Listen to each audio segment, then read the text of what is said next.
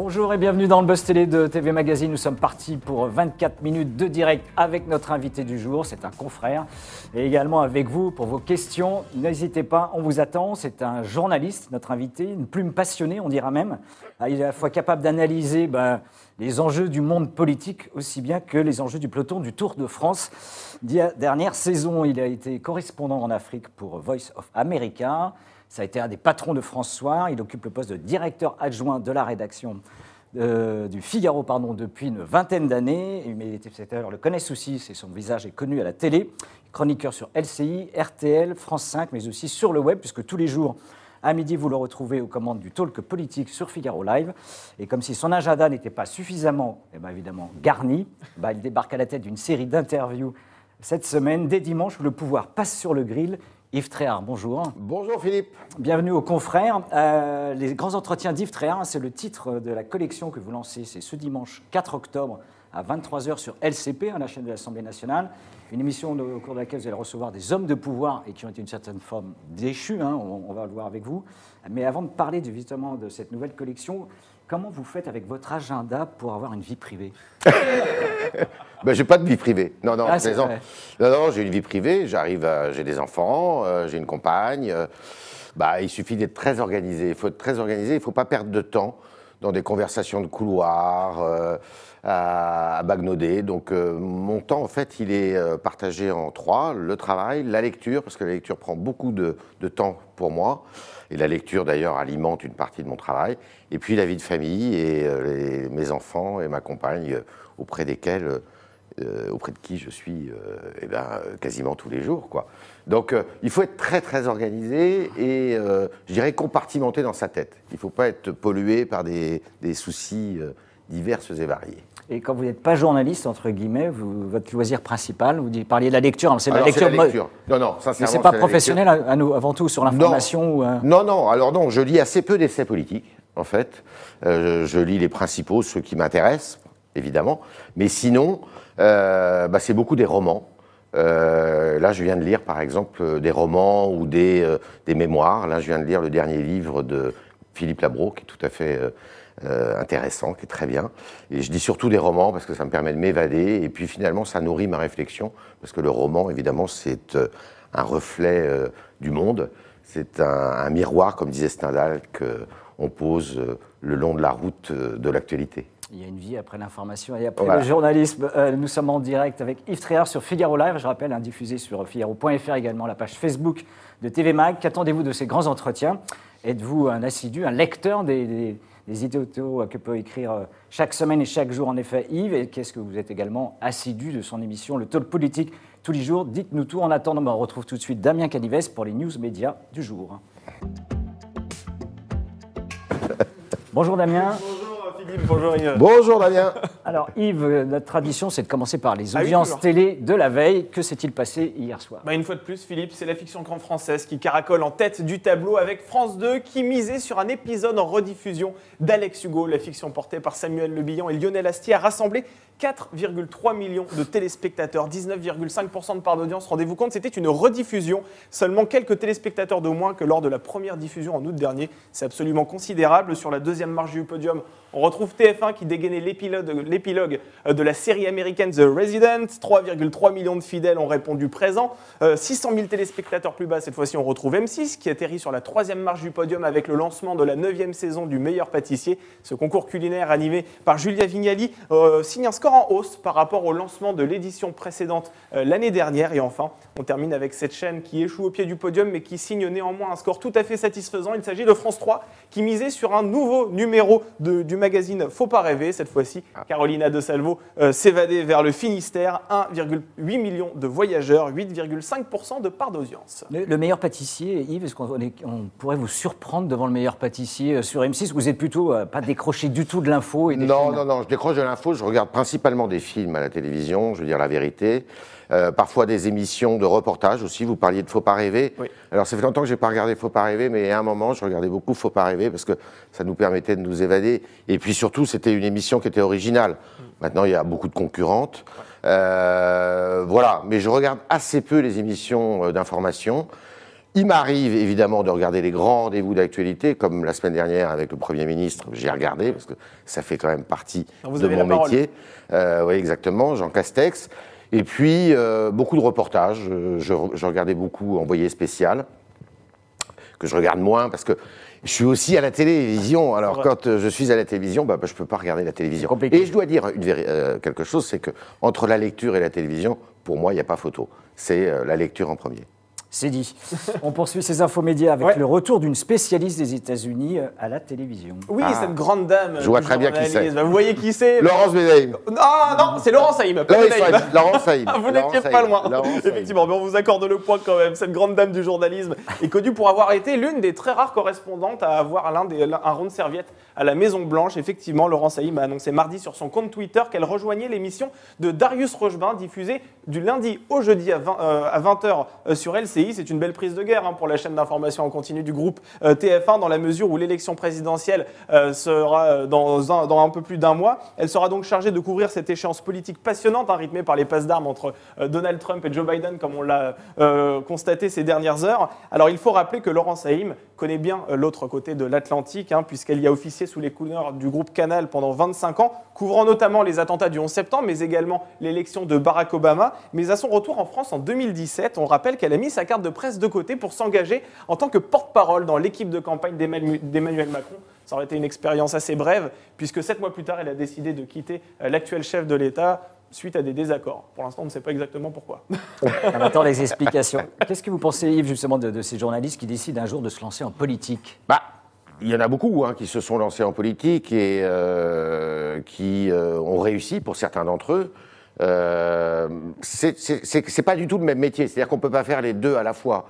Quand on s'engage en politique, beaucoup quand même connaissent des désillusions. Certains ont laissé un nom. Alors, évidemment, je vais revenir très loin en arrière, mais Michel Péricard, par exemple. Michel Péricard, qui était un grand nom de la vie politique du centre et de la droite, qui était maire de Saint-Germain-en-Laye, est un ancien journaliste. Dominique Baudis. Alors, Dominique Baudis était un grand correspondant à Beyrouth, notamment, qui a été correspondant au Liban pour la première chaîne de télévision à l'époque, qui n'était pas encore TF1. Et il s'est lancé en politique. Alors c'était un peu particulier parce que lui, il était d'une famille, son père était maire de Toulouse, il a succédé à son père à la mairie de Toulouse. Malheureusement pour Dominique Baudis, il a eu une fin de parcours compliquée parce qu'il a été accusé à tort de saloperie, on peut le dire. Mais Dominique Baudis a quand même marqué la vie politique française d'une certaine empreinte. Il faisait partie des 12 salopards, souvenez-vous, c'est-à-dire des 12 cadras et quinquas au tournant des années 80, au tournant des années 90, qui voulaient le départ de Giscard, Chirac et Raymond Barre pour pour laisser la place aux jeunes, parce qu'ils estimaient qu'il devait y avoir un nouveau discours politique et que surtout, il ne fallait pas flirter avec, à l'époque, le Front National. Et on verra la suite du parcours de Laurent Geoffrin, un de vos confrères. Et alors Laurent Geoffrin, qui était à Libération. Alors lui, il n'est pas encore complètement engagé. Là, il veut participer à la réflexion politique. Je doute qu'il brigue un mandat un jour. On va voir. Pour le moment, il a du mal à se faire une place. Ses anciens interviewés sont en train de vouloir lui faire la peau, plutôt. On termine ces news, Damien, avec Gabriel Attal, qui se rend lui aussi chez Cyril Hanouna. Ah oui, alors je vous rassure, pas question de voir le porte-parole du gouvernement dans Touche pas à mon poste exécutant une danse de l'épaule sur du Patrick Sébastien. Il n'est pas question de ça, a priori, parce que ça n'a pas été encore diffusé. Gabriel Attal a accepté d'être l'invité fil rouge dans Balance ton poste ce soir à 21h15 sur C8. Ce sera en direct, cette émission hebdomadaire animée effectivement par Cyril Hanouna, où des chroniqueurs débattent traditionnellement de sujets qui divisent la société, sauf que le numéro de ce soir sera un petit peu différent, puisque l'animateur a décidé de construire son émission autour du hashtag qu'il a lui-même lancé, Protège tes potes. Alors en gros, des jeunes citoyens, souvent d'ailleurs pointés du doigt dans la crise sanitaire, seront en plateau et poseront donc leurs questions à Gabriel Attal. L'objectif de ce programme est de répondre concrètement à deux grandes questions. Les solutions mises sur la table sont-elles réellement efficaces? Et que faut-il faire pour être reconfiné d'ici 15 jours? Gabriel Attal, il y a eu Marianne Chapa, il y a eu François de Rugy. Est-ce que c'est sérieux d'envoyer chez Hanouna de grandes figures politiques et des membres du gouvernement? Alors, j'étais plutôt assez hostile à ça, moi. Personnellement, je me disais, ils sont en train de s'abîmer, d'abîmer l'image, et la politique n'a pas besoin de ça.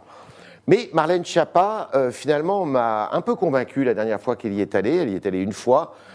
dans le cadre des Gilets jaunes, je crois. Oui, hein. exactement. Et elle disait, il faut s'adresser aux émissions qui font le plus d'audience pour toucher le plus de public possible et essayer de convaincre le plus de personnes possible. Alors ça dépend, je dirais, du discours qu'on y tient. Le discours qu'avait tenu Marjane Schiappa me paraissait à l'époque assez constructif. Aller dans une émission qui est quand même une émission de déconne complète, mais pour y tenir un discours et pour essayer de toucher un public qui généralement est assez réfractaire à ces discours-là, pourquoi pas? En revanche, pour des hommes et des femmes politiques, d'aller dans des émissions où ils prennent la tunique, je dirais, d'un animateur ou d'un joyeux de rille, et on se souvient, ça a été catastrophique, Michel Rocard face à Ardisson, Sucé s'est trompé. Ouais. Bah, là, vous dégradez le discours politique, et je pense que le discours politique aujourd'hui, justement, souffre beaucoup de sa représentation à la télévision. Et que les hommes et les femmes politiques n'ont pas du tout intérêt à se livrer à des exercices qui ne sont investir d'une certaine manière. Ouais, qui ne sont pas strictement, je dirais, sur le fond. Moi, personnellement, je suis un nostalgique de l'heure de vérité, par exemple. Ouais. L'heure de vérité, c'était une émission qui avait de la tenue.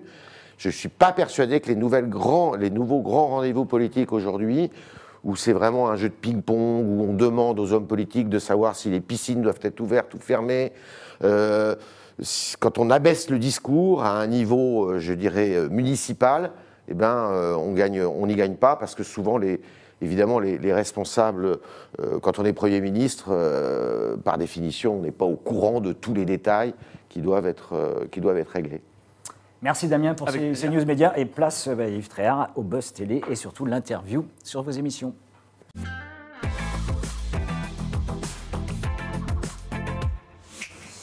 Dès ce dimanche 4 octobre à 23h, c'est sur LCP, la collection baptisée Les Entretiens d'Yves Tréhard, une série d'interviews au cours desquelles vous recevez des personnalités qui ont exercé un pouvoir, on va dire, à haut risque.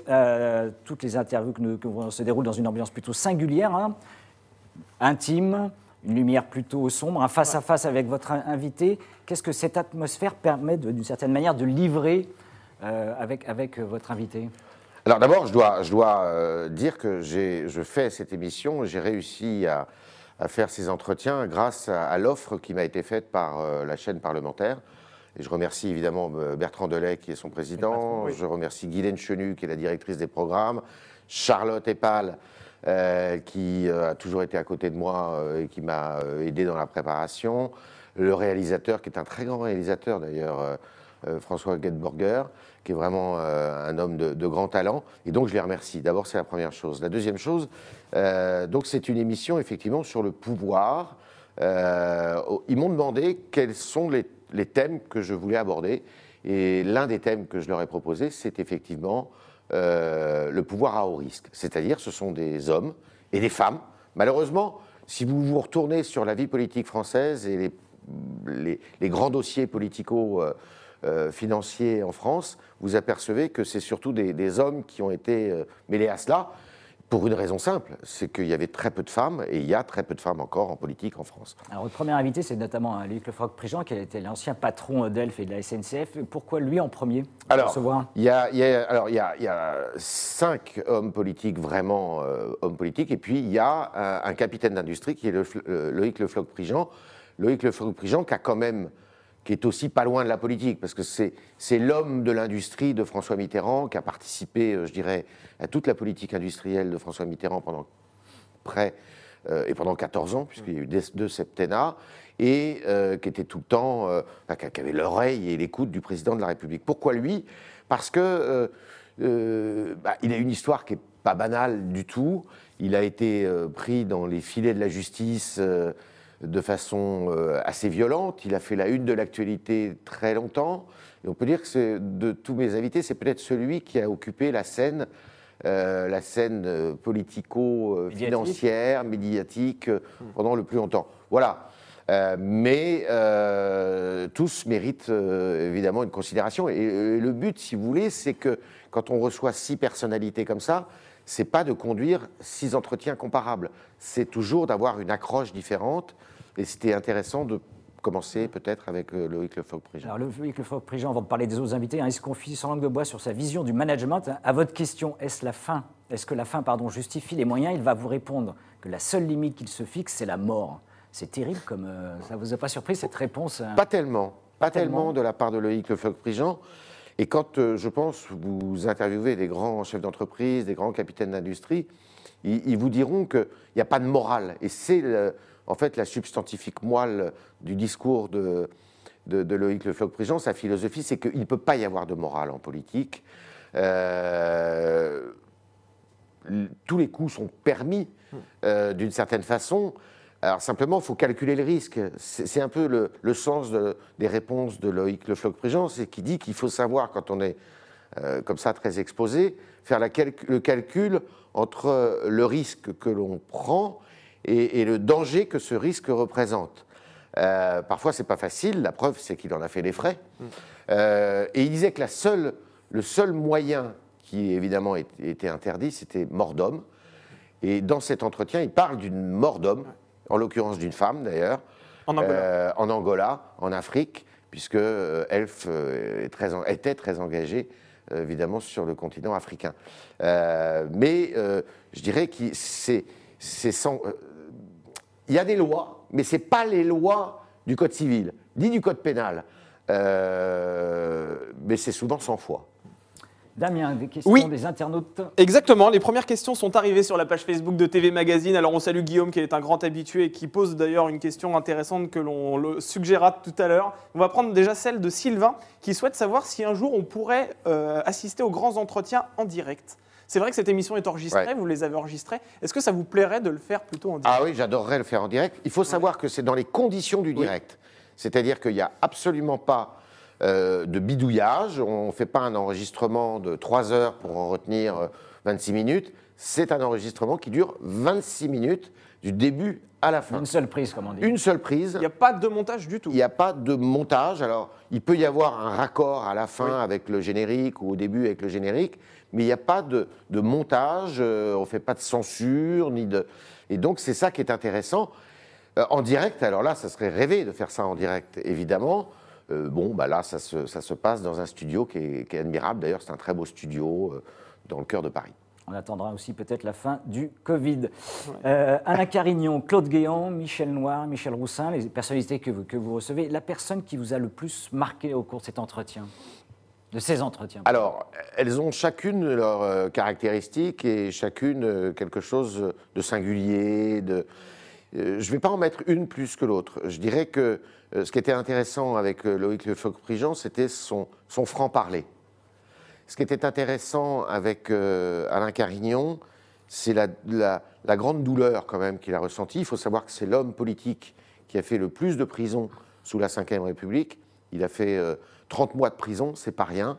En plus, et il le raconte, je lui fais dire dans l'entretien, il a occupé la cellule de Klaus Barbie, c'est quand même pas rien, avec un maton qui lui disait mais vous parlez pas beaucoup, Alain Carignon, alors qu'avec monsieur Klaus Barbie, on s'installait tous les deux et on parlait. Bon. Et Carignon, ce qui m'a extraordinairement touché, c'est sa devise, c'est que l'important, c'est pas de chuter, c'est de savoir se relever. Ça, c'est vraiment terrible. C'est vraiment beau comme philosophie. Il y a toujours une philosophie à tirer de chacun des deux. Je vais continuer sur les autres. Je rappelle qu'il ne s'agissait pas de refaire et d'expliquer l'affaire, de refaire le procès. Ce n'est pas le sujet. C'est de savoir comment eux ont vécu cette montée, cette dégringolade, qui évidemment, on chute beaucoup plus vite qu'on monte. Avec Michel Noir, ce qui m'a passionné, c'est d'abord l'ambition du bonhomme. C'est ma première question. Est-ce qu'un jour vous avez songé à être président de la République, quand vous êtes dans vos beaux moments, beaux jours? Et il me répond oui, on me le disait. Et alors, ce qui est extraordinaire chez Michel Noir, c'est d'abord que c'était une affaire familiale, hein, avec son gendre qui a été le mari de sa première fille, Anne-Charlotte, avec qui il a eu Valériane, Valériane, avec qui il a eu 2 enfants. Et puis après, Beton a eu un enfant avec la 2e fille de Michel Noir. On appelait ça l'affaire Dynastie-sur-Rhône, enfin tout ça. Et ce qui est extraordinaire, c'est Michel Noir a complètement tourné la page. Complètement. C'est-à-dire qu'il ne fait plus du tout de politique. Et il s'est engagé dans les affaires et sur les sciences cognitives. En cela, il est assez à la mode aujourd'hui. Il a lancé une société qui d'ailleurs travaille dans le monde entier, qui a une centaine de salariés. Et il est passionné par ça. Il est passionné par le jeu d'échecs. Alors, le jeu d'échecs, d'ailleurs, je lui pose la question, pour lui, une partie d'échecs, la politique s'apparente à une partie d'échecs. Et après, l'échec, les échecs, le jeu d'échecs, c'est aussi des sciences cognitives parce qu'il faut aller très vite. Alors, c'est un homme qui est boulimique. Il a fait du théâtre. Il a joué dans Oncle Vania. Il apprend le russe. Il fait des haïkus, c'est-à-dire qu'il fait des poèmes japonais. Il fait 1000 choses à la fois. Et donc, il a passé un doctorat où il a eu la meilleure note sur les sciences cognitives appliquées justement à l'éducation des enfants. Il est tout à fait passionnant. Un mot rapide sur Claude Guéant. Alors, Claude Guéant, c'est très particulier parce que Claude Guéant, et lui, est encore, je dirais, avec des affaires pendantes. C'est-à-dire que la justice s'intéresse encore à son sujet. Claude Guéant, on sent que c'est un homme qui souffre. Et c'est ce qui va apparaître, à mon avis, à l'écran, une souffrance énorme. C'est-à-dire que c'est l'homme qui a été le plus puissant de France. C'est comme ça qu'on l'appelait. On l'appelait le vice-président du temps de Nicolas Sarkozy. Et lui, on sent qu'il est... Et tout le monde l'a laissé tomber. Beaucoup de gens l'ont laissé tomber. Après, Michel Roussin, ce qui est génial chez lui, c'est que c'est un homme qui n'a jamais voulu le pouvoir. Il aime le pouvoir, mais dans l'ombre. Toujours numéro 2. Numéro 2 d'Alexandre de Marange, parce qu'il était le numéro 2 du SDEC. Il était numéro 2 de Jacques Chirac à la mairie de Paris et à Matignon, quand Chirac, à la première cohabitation, était Premier ministre.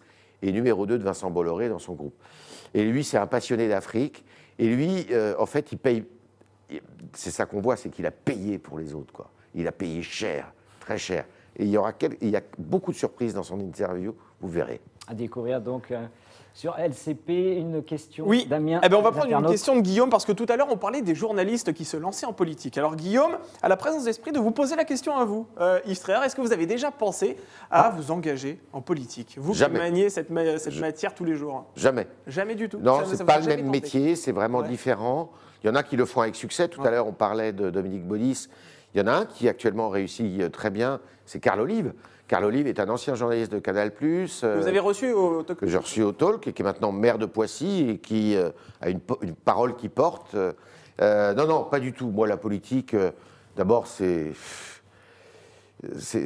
quand même un panier de crabes, il faut le dire. C'est compliqué. Et moi, je préfère être observateur. On va employer un grand mot, historien de l'instant. Historien de l'instant, c'est pas mal. Que d'être plongé dans cette galère. Quand on voit le profil et le parcours des invités que vous avez reçus, que vous interviewez, on se demande pourquoi il n'y a pas Bernard Tapie finalement aussi. Alors il y a Bernard Tapie. Il y aura Bernard Tapie, bien sûr. Alors Bernard Tapie, que je connais très bien, que je connais depuis très longtemps. On va faire effectivement un grand entretien ensemble. Et Bernard Tapie, évidemment, on ne va pas refaire, parce que ce qu'il ne faut surtout pas faire avec Bernard Tapie, c'est de lui demander de vous expliquer son histoire. Parce que si vous lui demandez d'expliquer son affaire, tout de suite, vous êtes complètement perdu, parce que l'affaire est extrêmement compliquée. Je la connais assez bien, j'ai la prétention de la connaître assez bien, parce que j'ai travaillé le sujet. Mais on parlera de sa façon de traverser ça. Et lui, c'est un ogre, c'est un roc, il est très malade, comme vous le savez, mais néanmoins, il a une résistance et une capacité de surmonter les obstacles et même de les écarter avec... J'ai rarement vu un phénomène pareil, jamais même. Damien, dernière question des internautes. Allez, on va prendre une question de Sophie qui souhaite savoir si vous avez des inspirations particulières dans le monde de l'interview politique. Est-ce que vous aimez bien Jean-Jacques Bourdin? Est-ce que vous préférez Caroline Roux qui présente les 4 vérités que vous retrouvez le soir dans C'est dans l'air sur France 5? Quelles sont vos inspirations? Je dirais que chacun m'inspire d'une certaine façon, parce que chacun a du talent, chacun a sa façon d'interviewer. Vous prenez de Caroline Roux et Jean-Jacques Bourdin, c'est pas du tout le même exercice. Jean-Jacques Bourdin fait une interview politique, qui est une interview politique en direct, face à face. Caroline Roux est évidemment aussi en direct, mais elle anime un débat.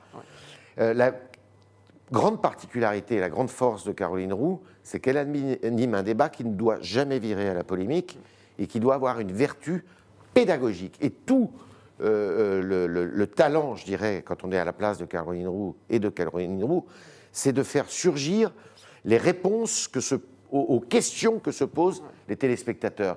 Et c'est là tout le succès de l'émission, finalement. Jean-Jacques Bourdin, ça n'a rien à voir, il doit réveiller les auditeurs et les téléspectateurs, et c'est une interview qui se veut assez agressive, assez punchy. Je vais vous citer un troisième personnage, et vous l'avez reçu récemment, qui lui est tout à fait dans un autre style d'interview. C'est encore un autre exercice. C'est Darius Rogelin, qui est maintenant sur LCI. Et lui, c'est davantage dans le... C'est plus rond, c'est jamais agressif. Il essaye de tirer, justement, le...